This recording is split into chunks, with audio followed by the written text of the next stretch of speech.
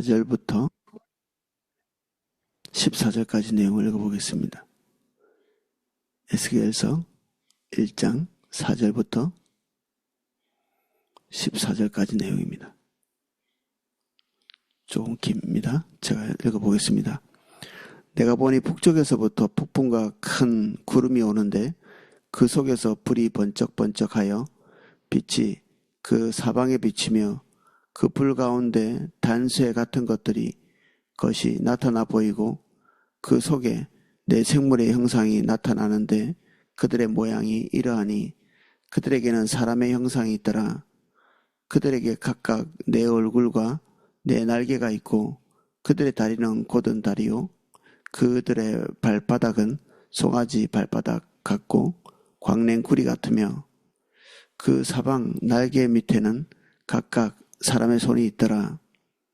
그 네 생물의 얼굴과 날개가 이러하니 날개는 다 서로 연하였으며 갈 때에는 돌이키지 아니하고 일제히 앞으로 곧게 행하며 그 얼굴들의 모양은 넷의 앞은 사람의 얼굴이요 넷의 오른쪽은 사자의 얼굴이요 넷의 왼쪽은 소의 얼굴이요 넷의 뒤는 독수리의 얼굴이니 그 얼굴은 그러하며 그 날개는 더럽혀서 각기 둘이 서로 연하였고 또 둘은 몸을 가렸으며 영이 어떤 쪽으로 가면 그 생물들도 그대로 가되 돌이키지 아니하고 일제히 앞으로 곧게 행하며 또 생물들의 모양은 타는 숯불과 횃불 모양 같은데 그 불이 그 생물 사이에서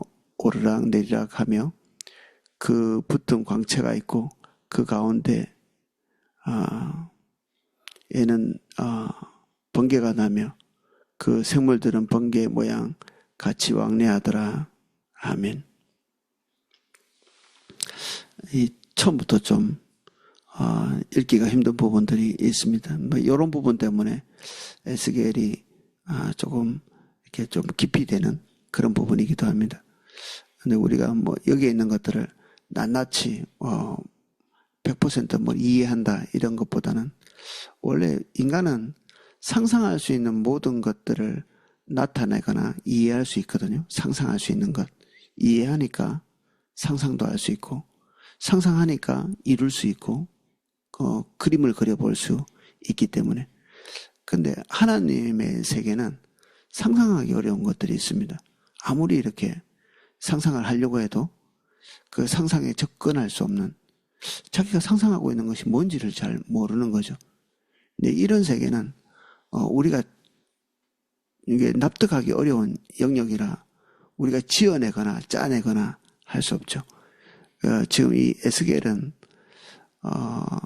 이 사람이 경험하고 있는 것은 성전 안에서 경험하고 있는 것도 아니고 그리고 그의 마음속에 기대하고 있던 것들을 지금 눈에 이렇게 환각적으로 본 것도 아니라 지금 그 급알간 강가에서 지금 암담한 그런 상황에서 그가 아마도 그 노예니까 적절한 노동이 좀 강도 높은 노동이 그에게 아마 지어지지 않았을까.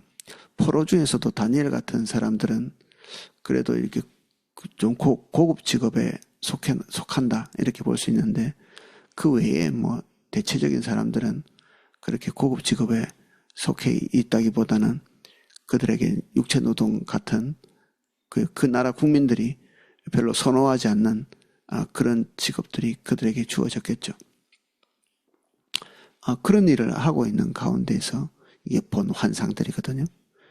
그러니까 종교적인 어떤 일을 하면서 자기가 어떤 것을 예측하거나 종교적인 황홀함 속에 뭔가 빠져든다 이런 게 아니라 그냥 일상적으로 있는 그 지점에서 그냥 갑자기 하나님의 현현, 하나님의 강림 이런 것들을 보게 된 것이죠.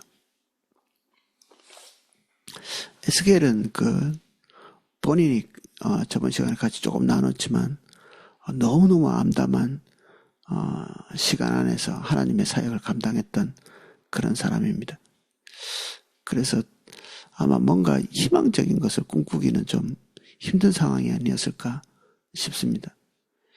그래서 오늘 우리가 보고 있는 것들이 우리만 당혹스러운 게 아니라 에스겔도 굉장히 당혹스러우나 그가 보고 있는 것들의 어떤 경이로움 그리고 그가 보고 있는 것들에 대한 아주 이렇게 좀 세밀한 묘사를 하고 싶어서 이렇게 기록한 것 같습니다. 에스겔은 성경에 이렇게 다른 어떤 저자들보다 숫자적인 면에서 좀 정확도가 있는 그런 사람이거든요. 날짜를 굉장히 정확하게 기록해 놓는다든지 이런 걸로 봐서 아마도 이게 뭐 이과적인 머리를 가지고 있는 사람일 수도 있겠죠. 자기가 본 것을 대충 이제 뭉뚱그려서 이렇게 하기보다는 어떻게든지 좀 표현해 볼 수 있는 최선의 어떤 노력을 기울여서 표현을 해본 것 같습니다. 4절입니다. 내가 보니 북쪽에서부터 폭풍과 큰 구름이 오는데 그 속에서 불이 번쩍번쩍하여 빛이 그 사방에 비치며 그 불 가운데 단쇠 같은 것이 나타나 보이고 북쪽 폭풍 뭐 이런 것들이 이해하기 어려운데 사실 이스라엘 백성들에게 입장에서 북쪽은 재앙이 밀려 내려오는 곳이죠. 거기서부터 바벨론이 군대를 이끌고 와서 그들을 점령하고 이미 1차 포로는 잡혀가고 2차 포로 때 에스겔 포함한 또 그런 그룹들이 또 끌려가고 앞으로 완벽하게 멸망탈 지금은 이제 어용 왕이라고 할까요? 그 어용 정치인이 거기 있기는 하지만 뭐 거의 패망한 거나 마찬가지인 이제 어떤 사람들은 이런 지점이 되면 이제 희미한 희망이나마 조금 가질 수도 있는데 이제 그 마지막 그 희망의 싹을 그냥 잘라버리는 일이 이제 조만간 이제 펼쳐지죠. 이제 그들이 우리가 지금 조금 이제 싹처럼 조금 남아있는데 이거라도 희망의 싹이 되지 않을까 지푸라기라도 잡는 심정을 가지고 있었을 텐데 그 마지막 희망도 사실은 막 그냥 몽땅 다 폐기되는 그런 상황이 그들의 이후의 시간에 있습니다. 그래서 이 북쪽에서 폭풍과 같은 큰 구름 이렇게 추석에 보니까 이런 폭풍 이게 이 바벨론의 군대를 의미하는 거 아니냐 뭐 이렇게 얘기도 하는데 지금 시각적으로 지금 보고 있는 거잖아요. 에스겔이 그냥 그런 북쪽에서부터 폭풍과 큰 구름 같은 이런 것들을 이렇게 본 겁니다. 이런 현상들을 이게 뭐 의미를 부여한다기보다는 이런 것들을 목격을 한 거죠. 시각적으로. 사실 이런 시각적인 것을 목격한 사람이 많이는 없기 때문에 다 듣고 하나님이 뭔가를 말씀하시고 하나님의 임재 가운데서 무슨 뜻을 깨닫고 그래서 행동에 옮기고 이랬지만 에스겔 같은 경우에는 본인이 뭔가를 본 거예요. 그리고 이 글을 쓸 때 1인칭으로 씁니다. 내가 이렇고 저렇고 내가 이렇고 저렇고 하면서 본인이 이것을 기록하면서 자기가 일기를 쓰듯이 1인칭으로 이렇게 기록해 놓고 우리는 또 에스겔의 입장에서 이해를 해야 되는죠. 에스겔이 본 것을 보려고 애를 쓰고 에스겔이 들은 것을 들으려고 애를 쓰는 우리가 이 성경을 읽는 입장에서는 그런 식으로 접근할 수밖에 없죠. 지금 에스겔이 이런 것들을 본 것입니다. 그래서 그 두려운 느낌을 주는 폭풍과 큰 구름 속에서 불이 번쩍번쩍하고 빛이 사방에 비치며 그 불 가운데 단쇠 같은 것 우리가 단쇠, 단구리, 빛나는 구리 이렇게 얘기할 때 요한계시록에 나오는 하나님의 임재 속에서 요한이 목격했던 것과 되게 비슷하거든요. 하나님의 임재가 있을 때 점도 티도 없이 나타나는 어떤 존재 그런 존재를 이렇게 느끼고 더 목격을 한 거죠. 영적인 세계에 있는 것들은 물질 세계와 달리 우리가 육신적인 눈으로 이렇게 뭔가 보인다기보다는 이런 이미지로밖에는 표현할 수 없는 어떤 그 영적인 감각을 가지고 이렇게 목격을 한 거죠. 어떤 시각적으로 나타났다기보다는 이렇게밖에 표현할 수 없는 영적인 존재에 대한 인식이 있었던 거죠. 5절입니다. 그 속에서 내 생물의 형상이 나타나는데 그들의 모양은 이러하니 그들은 사람의 형상이 그들에게 사람의 형상이 있더라. 사람의 형상 같은 것들이 있는데 하나님은 아닌 것 같습니다. 그냥 여기에 내 생물이라고 표현한 거는 죽은 존재가 아니라는 거죠. 살아있는 존재라는 겁니다. 인격성을 가지고 있는 살아있는 어떤 존재. 뭐라고 다른 말로 이 존재에 대해서 설명하기 그러니까 죽은 존재가 아니라 살아있는 존재, 그 존재, 자기도 처음 목격한 이 존재가 있더라 하는 거죠. 하나님은 아닌데 하나님의 현현과 함께 나타난 어떤 존재들이 있는데 그거를 표현한 것입니다. 마치 사람의 형상, 사람이라는 건 아닙니다. 사람의 형상이라는 거지. 사람의 모양으로. 6절입니다. 그들에겐 각각 내 얼굴과 내 날개가 있고 이거를 이제 시각적으로 표현하면 기묘한 모양이 되겠죠.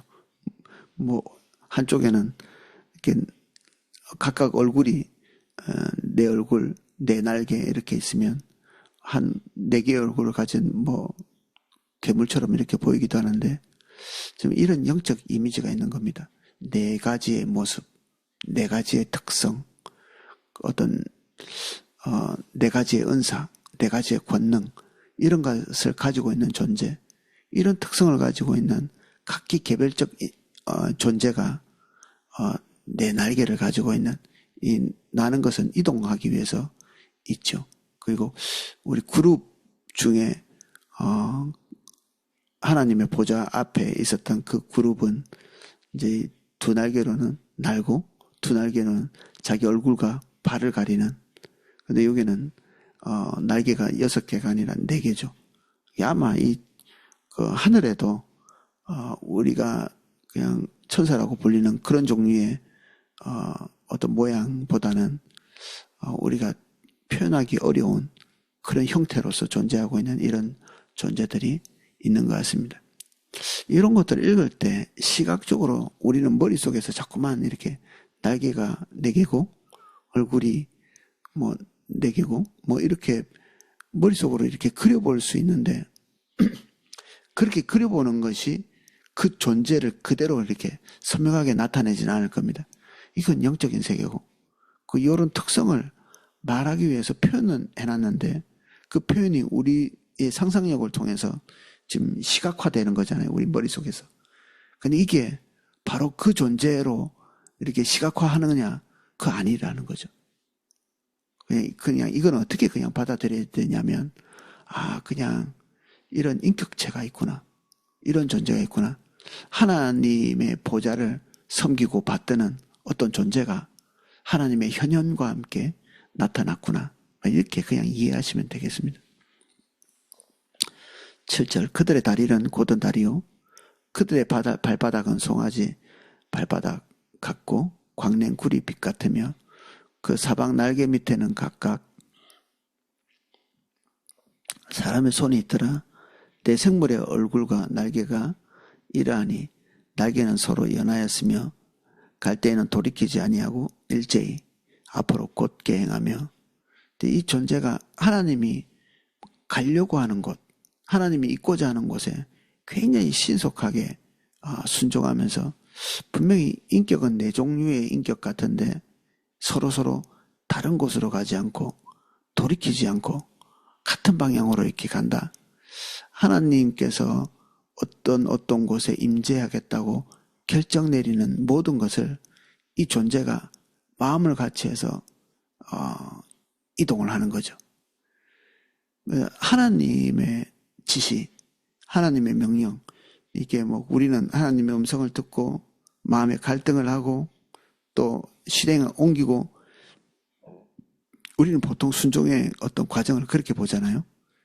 그런데 하나님을 섬기는 하나님을 가까이서 보필하는 어떤 존재는 그런 갈등의 어떤 시간들이 없습니다.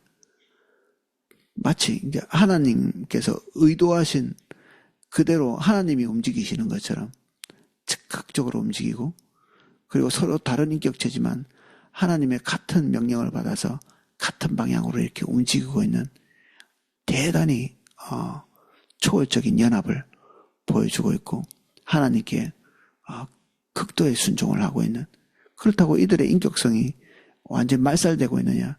여기 다른 얼굴이라고 표현한 이 표현을 볼 때 그들의 특성은 영원 전부터 만들어진 그때 하나님으로부터 피조된 존재니까, 이 존재도 우리 사람처럼 하나님께 피조된 이 존재, 영적 존재가 각자 다른 특성을 가지고 있고, 하나님을 섬기기 위해 딱 이렇게 최적화된, 여기 뭐 송아지로 표현되어 있기도 하고 발바닥, 뭐 곧은 다리, 뭐 이런 표현을 했는데, 기울어지거나 삐딱하거나 그리고 온전치 못한 것이 완벽히 없는 그런 존재로 지음받은 내 생명체가, 생물이 하나님께서 기대하시는 모든 것들을 즉각적으로 이렇게 실행에 옮기고 있는, 이게 영적인 세계의 모습이죠.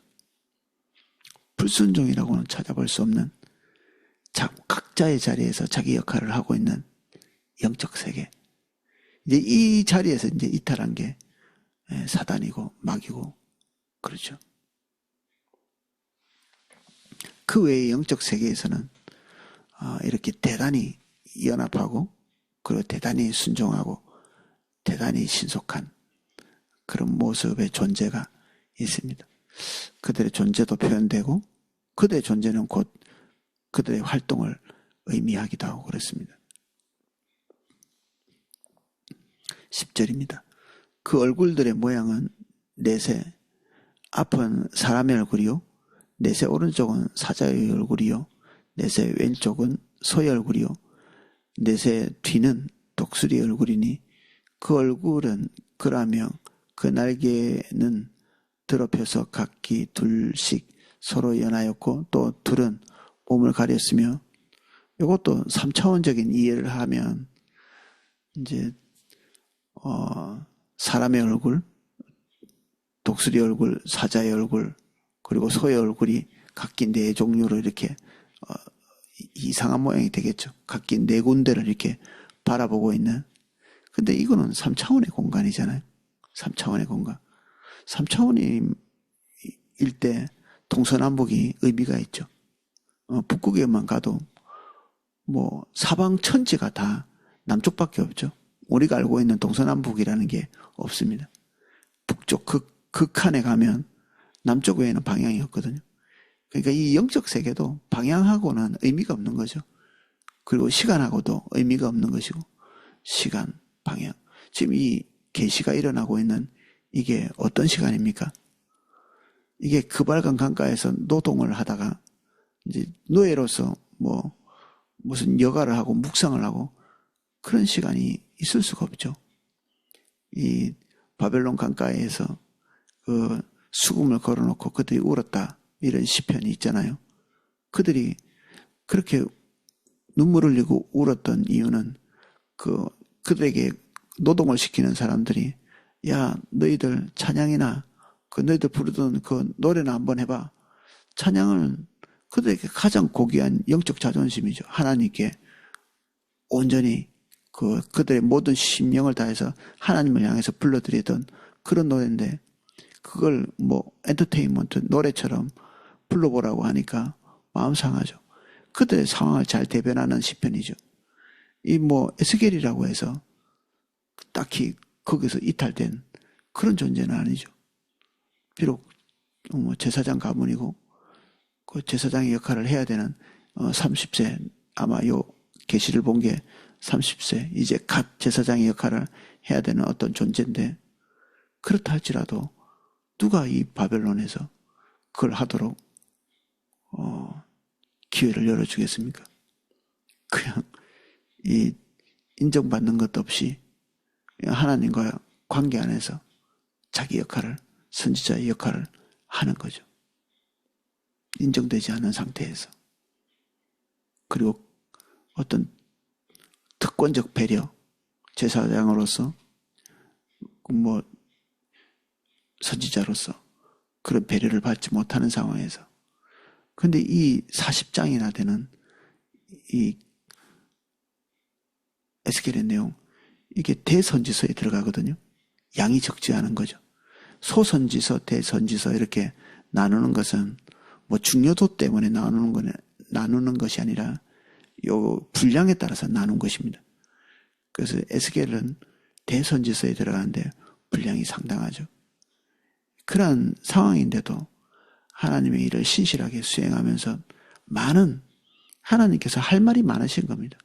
이미 패망했고 패망이 가고 있고 그리고 더 패망이 깊어지는 그런 상황에서 하나님이 이스라엘 백성을 향해서 하실 말들이 아직도 많이 있는 거죠.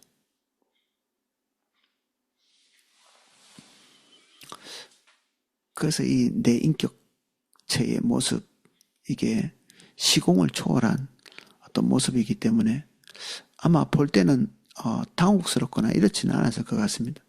아, 이러한 존재구나라고 자연스럽게 받아들여졌지만 이거를 표현할 때는 어쩔 수 없이 3차원적으로 표현할 수밖에 없죠. 아마 우리가 이 존재를 본다 할지라도 에스겔 같이 표현하지 않을 수 없는, 그렇지만 우리가 느끼는 것과 표현하고 나서 우리가 보는 것은 조금 이렇게 느낌이 다른, 어쨌든 그는 이제 표현할 수 있는 최선의 것들을 표현하고 있다. 주석에 보면 뭐 독수리는 뭘 상징하고 강력함과 소는 성실함과 뭐 사자는 두려움과 뭐 이런 의미를 굳이 부여해 놨는데 저는 그걸 다 이렇게 말해드리고 싶지는 않거든요. 그게 근거가 많이 없고, 이런 우리가 뭐 의미를 그렇게 억지로 부여할 수는 있겠지만 만약에 그런 의미를 부여하기 위해서 이런 뭐 형상을 일부러 인위적으로 계시한 그런 거는 아니니까, 어떤 존재가 그냥 하나님의 임재가 왔을 때 그 임재와 함께 나타난 것이 이런 주변에서 이렇게 하나님의 보좌를 받드는 그런 존재의 모습이 이렇다 하는 것이죠. 그래서 그거 자체가 뭐 우리에게 큰 의미나 교훈을 가져다 준다 이렇게 보는 것은 지나친 알레고리, 비유를 알레고리라고 하는데 지나친 비유일 수도 있습니다. 뭐 은혜는 되겠죠. 은혜가 된다고 아무렇게나 이렇게 비유한다든지 의미를 지나치게 많이 투사하면 득보다는 실이 많은 경우가 많습니다. 그래서 우리는 여기까지 성경이 말해주는 것까지 가고 거기서 스톱하는 거죠. 우리의 호기심은 우리를 지도해 나갈 수 있는 존재는 아닙니다. 우리는 호기심을 가지고 있죠. 뭔가를 알고 싶은, 그 알고 싶은 것이 계속 다른 것을 상상하지만 이게 우리의 지도력을 행사해서는 안 되는 거죠. 우리는 계시 앞에 있습니다. 계시는 하나님이 우리에게 비추어 주시는 거기까지 나아가는 거죠. 우리는 하나님을 인식할 수 없기 때문에 하나님께서 계시해 주는 만큼, 열어주는 만큼 접근하고 거기서 정지할 수밖에 없습니다. 아니면 상상이 가미되는 순간부터, 그때부터는 하나님이 아닙니다. 그냥 우리가 생각하는 하나님이지. 우리가 상상하는 하나님. 우리가 생각하고 상상하는 하나님은 하나님이 아닙니다. 이게 하나님께서는 하나님의 형상을 새기지도 그리고 세우지도 말라 이렇게 했잖아요. 우리 머릿속에서 하나님을 상상하는 것도 새기는 것 똑같습니다. 머리에 새기는 거잖아요. 이렇게 머리에 새긴 것이 밖으로 나오는 거니까. 이 말은 우리가 상상해서 하나님의 존재를 어떻게 구체화시킬 수 없다는 얘기죠. 그냥 계시해주는 그대로 그렇구나 하고 수용하고 받아들이는, 이게 우리가 할 수 있는 최선입니다. 그래서 에스겔이 봤는데 그 느낌이 사람의 얼굴 같고 사자의 얼굴 같고 그리고 소의 얼굴 같고 독수리 얼굴 같고 이런 그 이미지와 영적인 느낌들이 이렇게 딱 와 닿았던 것이죠. 그 얼굴은 그리하여 날개는 드럽혀서 각기 둘씩 서로 연하였고 또 둘은 몸을 가렸으며 이 내 인격체 존재인데 뭐 사위일체 같이 날개를 가지고 이렇게 날고 있는 거죠. 이 그룹하고 좀 비슷하게 부분적으로는 이렇게 몸을 가리고 있는 이게 하나님의 존재 앞에서 자기 자신을 가리는 것이 이게 그룹의 특성입니다. 그 영광의 빛, 완전한 거룩함, 그 앞에서 자기의 이렇게 몸을 가리고 있는 겸비하는 거죠. 인위적 겸비라기보다는 겸비할 수밖에 없는 하나님께 가까이 있는 존재로서 하나님의 영광 앞에 선 존재로서 자연스러운 행동이겠죠. 그렇지만 그들이 이 겸비함을 가지고 하나님께서 결정하신 곧 영이 12절 영이 어떤 쪽으로 가면 그 생물도 그대로 가되 돌이키지 아니하고 일제히 앞으로 곧게 행하며 또 생물의 모양은 타는 숯불과 횃불 모양 같은데 그 불이 생물 사이에서 오르락내리락하며 그 푸른 광채가 있고 그 가운데는 번개가 나며 굉장히 빠르고 그리고 우리가 상상을 초월하는 움직임을 하고 있는데 하나님께서 결정하시면 결정하신 것 외에 다른 길로 가지 않고 딱 그 결정한 곳으로 영이 결정하고 영이 어떤 곳으로 가고자 하면 신속히 그곳으로 이렇게 움직이는 철저히 순종하는 그런 존재죠. 이 존재가 어떤 존재냐 보다는 이 존재가 어떻게 행동하고 있는가 하나님을 어떻게 보필하고 있는가 이게 우리에게 더 조명되는 것이 올바를 것 같습니다. 하나님을 보필하고 있는 존재가 하나님의 뜻과 반대 방향으로 가지 않고 일치된 방향으로 움직이고 있구나 볼 수 있는 거죠. 우리 인간의 세계와 같이 미적거리지 않고 인간의 세계같이 긴가민가하지 않고 하나님의 명령과 순종 사이에 우리 인간 세계처럼 갈등의 요소가 없죠. 이 안에 할까 말까 이런 게 없는 것입니다. 우리가 할까 말까 갈등이 길면 길수록 하나님과 거리가 있다. 하나님과의 친밀함이 없다. 이렇게 보면 되겠죠. 하나님과 친밀한 자는 항상 준비되어 있죠. 주의 뜻대로 하고 싶은 오히려 주의 뜻대로 하고 싶어서 주님의 뜻이 무엇인가를 알려고 하는 자기에게 관심이 많아가지고 자기를 향해서 하나님이 좋은 뜻을 가졌나 나쁜 뜻을 가졌나 재앙을 베풀까 축복을 베풀까 이런 것이 알고 싶어서 하나님 뜻을 접근하는 게 아니라 하나님이 너무 좋고 어떻게 해도 상관없으나 주님께서 말씀하신 것 그대로 하고 싶어서 하나님 뜻을 알고 싶은 그런 것이 여기 하늘에 이렇게 하나님의 보좌를 섬기는 생물의 태도이죠.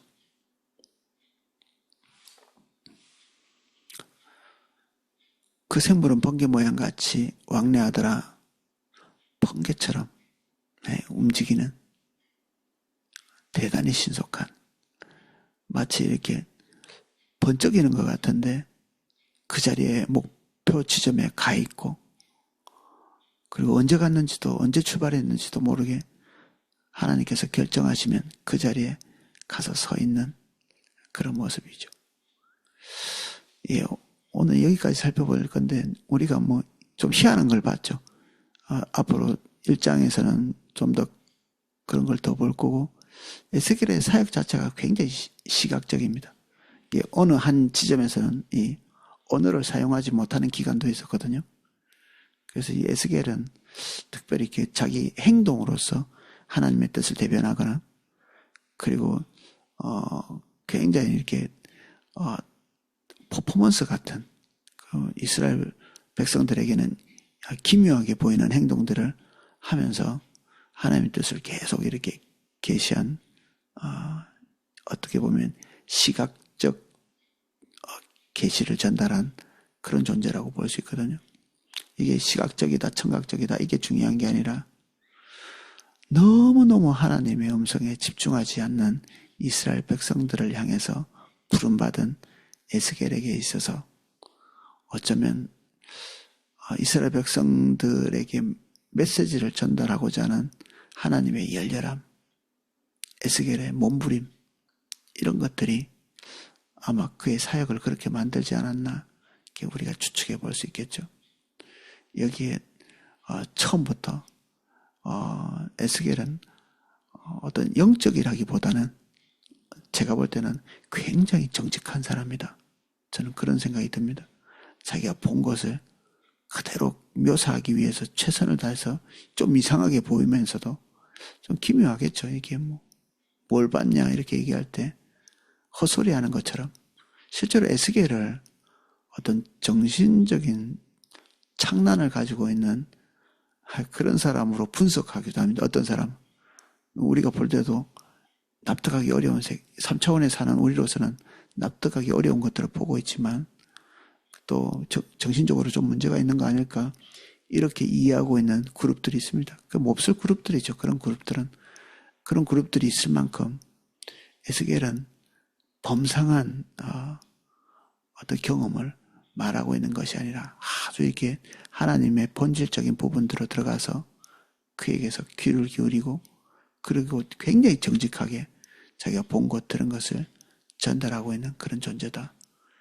사실은 이런 것들을 표현하기에 1인칭만큼 더 좋은 건 없다고 볼 수도 있겠죠. 1인칭. 자기가 경험하고 보고 한 것들을 그대로 고백하는 것처럼. 그래서 우리는 에스겔의 입장을 굉장히 잘 이해할 수 있는 독자 입장에서는 그렇죠. 마치 내가 에스겔이 된 것처럼 보고 에스겔이 느낀 것처럼 느끼고 해볼 수 있습니다. 에스겔의 고통도 우리가 한번 이렇게 공감해 볼 수 있는, 에스겔은 그런 의미에서는 굉장한 장점을 가지고 있죠. 우리는 오늘 그 하나님을 보필하는 생물의 모습에서 갈등이라는 것이 없구나. 우리는 갈등이 있는데 우리의 갈등은 왜 있는 걸까? 하나님을 가까이서 보필하고 있는 이 존재는 이 하나의 존재가 아님에도 불구하고 일치단계라는데요. 우리는 홀로 뭔가를 하려고 해도 갈등이 많은데 여기에는 전혀 그렇지 않고 네 개의 인격체가 모여있는 이때 사위일체 같은 이런 모습을 하고 있으면서도 하나님의 명령에 일치단계라고 있는, 우리 교회는 어떤가요? 교회도 한 몸이라고 부르잖아요. 우리가 거의 성도님이 1000명 넘게 있는데도 우리를 한 몸이라고 부르고 있잖아요. 몸의 한 지체로 이렇게 부르고 있고 따로따로가 아닌 거죠. 하나님의 성령 안에서 하나님이 지시하신 대로 우리가 1000명이 같은 지시를 받기 때문에 이 생물처럼 같이 갈등 없이 신속하게 서로가 부딪히지 않고 일사불란하게 움직여야 마땅한, 우리도 이 영적 존재이기 때문에 당연히 이렇게 되고 우리는 영적 존재가 아니기 때문에 이렇게 행동하는 게 합당하지 않다 이렇게 보기보다는 하나님의 피조물된 입장에서는 이들이나 우리나 다를 게 없거든요. 그래서 이들의 태도는 우리의 태도가 돼야 되고 이들의 삶의 방식은 우리의 삶의 방식이 돼야 되는 거죠. 예, 오늘은 여기까지 살펴보겠습니다. 기도하겠습니다. 주님, 우리도 이 하늘에 보좌를 섬기고 있는 이 생명체같이 일말의 갈등도 없는 온전한 순종, 순종은 즉시 온전히 기쁘게 해야 순종이라고 배웠습니다. 이 생물을 보니 그야말로 즉시 기쁘게 온전히 자기 온 존재를 다해서, 그러나 그들의 인격은 창조된 그대로 살아있음에도 불구하고 이 안에서 한 몸같이 움직이고 있습니다.